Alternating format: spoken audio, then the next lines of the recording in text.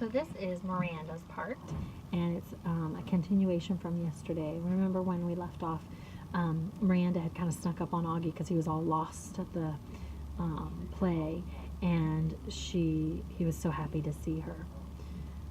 So this is called Extraordinary, but no one there to see. So this is Miranda. Neither my mother nor my father could come see the play on opening night.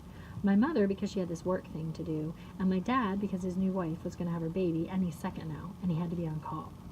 Zach couldn't come to opening night either. He had a volleyball game against Collegiate he couldn't miss. Remember, that's her boyfriend. In fact, he had wanted me to miss the opening night so I could come cheer him on. My friends all went to the game, of course, because all their boyfriends were playing. Even Ella didn't come. Given a choice, she chose the crowd. So on opening night, no one that was remotely close to me was even there. And the thing is, I realized in my third or fourth rehearsal that I was good at this acting thing. I felt the part. I understood the words I spoke. I could read the lines as if they were coming from my brain and my heart. And on opening night, I can honestly say I knew I was going to be more than good. I was going to be great. I was going to be extraordinary. But there would be no one there to see. We were all backstage nervously running through our lines in our heads. I peeked through the curtain at the people taking their seats in the auditorium. That's when I saw Augie walking down the aisle with Isabel and Nate. They took 3 seats in the 5th row near the middle. Augie was wearing a bow tie, looking around excitedly. He had grown up a bit since I'd last seen him, almost a year ago. His hair was shorter, and he was wearing some kind of hearing aid now. His face hadn't changed a bit. Davenport was running through some last-minute changes with the set decorator. I saw Justin pacing off stage left, mumbling his lines nervously.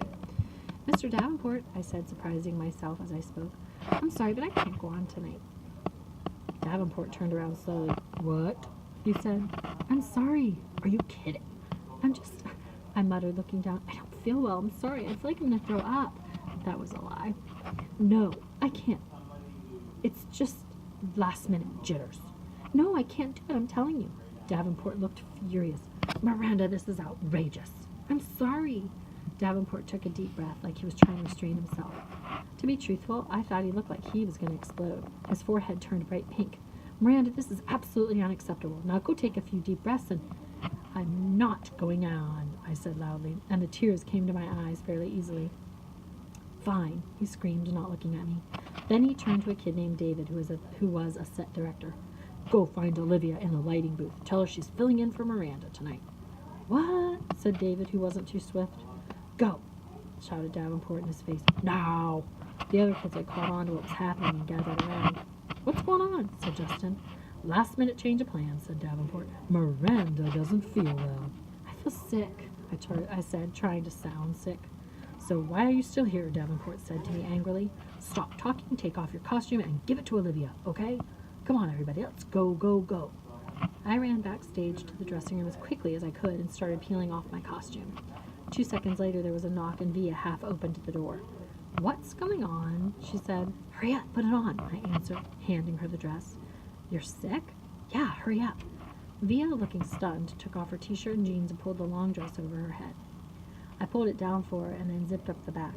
Luckily, Emily Webb didn't go on until 10 minutes into the play, so the girl handling hair and makeup had time to put Via's hair up in a twist and do a quick makeup job.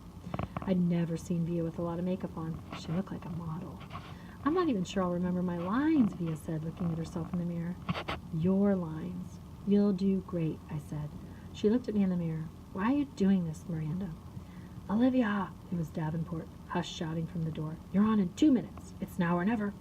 Via followed him out the door, so I never got the chance to answer her question.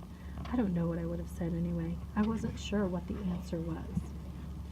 The performance. I watched the rest of the play from the wings just off stage next to Davenport. Justin was amazing, and Via, in that heartbreaking last scene, was awesome. There was one line she flubbed a bit, but Justin covered for her, and no one in the audience even noticed. I heard Davenport muttering under his breath, "Good, good, good." He was more nervous than all the students put together. The actors, the set directors, the lighting team, the guy handling the curtains. Davenport was a wreck, frankly. The only time I felt any regret, if you could call it that, was at the end of the play when everyone went out for their curtain calls. Via and Justin were the last of the actors walking on stage, and the audience rose to their feet when they took their bows. That, I admit, was a little bittersweet for me. But just a few minutes later, I saw Nate and Isabel and Augie making their way backstage. They all seemed so happy. Everyone was congratulating the actors, patting them on the back. It was that crazy backstage theater mayhem where sweaty actors stand euphoric while people come worship them for a few seconds. In that crush of people, I noticed Augie looking kind of lost. I cut through the crowd as fast as I could and came up behind him. "Hey," I said, "Major Tom." After the show. I can't say why I was so happy to see August again after so long, or how good it felt when he hugged me. "I can't believe how big you've gotten," I said to him. "I thought you were going to be in the play," he said. "I wasn't up to it," I said, "but Via was great, don't you think?" He nodded. 2 seconds later, Isabel found us. "Miranda," she said happily, giving me a kiss on the cheek. And then to August, "Don't ever disappear like that again." "You're the one who disappeared," Augie answered back. "How you feeling?" Isabel said to me. "Via told us you got sick." "Much better," I answered. "Is your mom here?" said Isabel. "No, she had work stuff, so it's actually not a big deal for me," I said truthfully. "We have 2 more shows anyway, though I don't think I'll be as good as Emily as Via was tonight."